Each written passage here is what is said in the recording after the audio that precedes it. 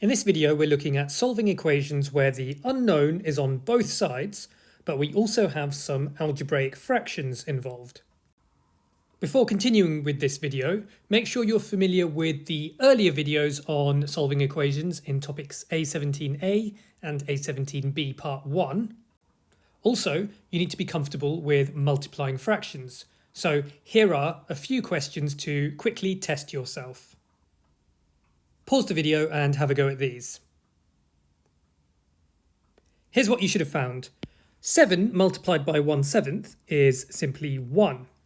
3 multiplied by 4/3 is 4. And 15/8 multiplied by 8 is 15. If you're not sure about these, make sure you go back to topic N2F and practice multiplying fractions first. Now, if you are comfortable with this, you might have noticed something. Multiplying a fraction by its denominator just gives you its numerator.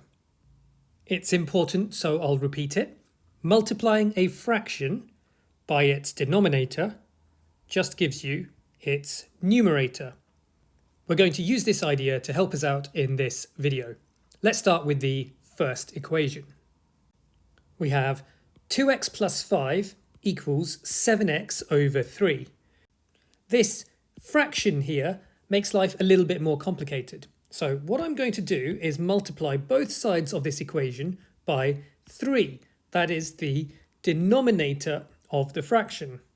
And remember, if you multiply a fraction by its denominator, you just end up with the numerator.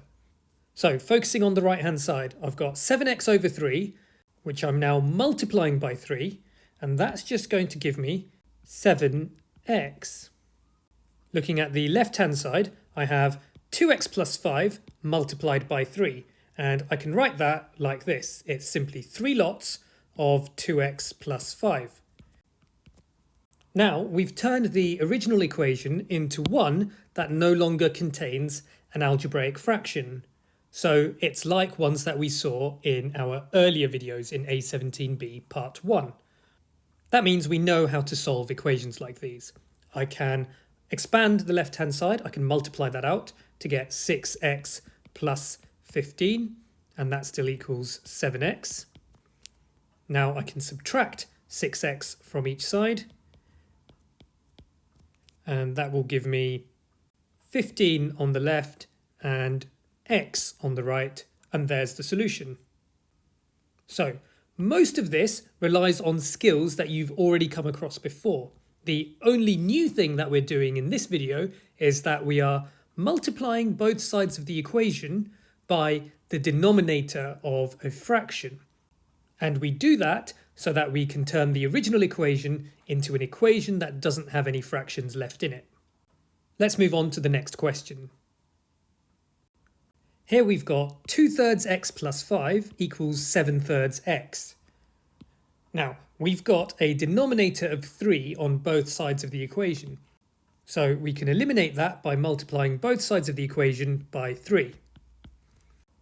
Multiplying the left-hand side of the equation by 3, we have 3 lots of 2/3 x plus 5, and that equals 3 lots of 7/3 of x, and that just gives us 7x. Notice that I took care with the left-hand side here. Multiplying this expression by 3 means I want 3 lots of this whole thing. That's why I've put it in brackets. I couldn't simply just eliminate this denominator and say that it was 2x plus 5. It's not. It's 3 lots of 2/3 x plus 5, and when I expand that, what I actually get is 2x plus 15. 3 lots of 2/3 of x is 2x. 3 lots of 5 is 15. So that's the left side expanded. That's still equal to 7x. Now I'm going to subtract 2x from each side. And that gives me 15 on the left and 5x on the right hand side. Dividing each side by 5, we get x on the right hand side and 3 on the left hand side, and that is our solution. Now let's compare the example we've just done with the Next example. They look quite similar, but they are slightly different. Again, we've got fractions with denominators of 3 on both sides of that equation. So what I'm going to do is multiply both sides of this equation by 3. Now, multiplying the left-hand side here by 3, I am just going to get 2 lots of x plus 5. What I've got here is a single fraction. It's got a numerator and a denominator. And if I multiply by the denominator, I just end up with this numerator. So I just get 2 lots of x plus 5. On the right-hand side, I end up with 7x. Expanding the left-hand side, I get 2x plus 10, and that equals 7x. Now, subtracting 2x from each side here, I get 10 on the left-hand side, and that equals 5x on the right-hand side.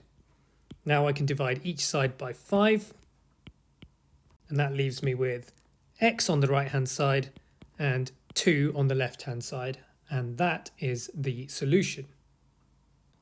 The main difference here is what's going on at this step, where we multiply by 3.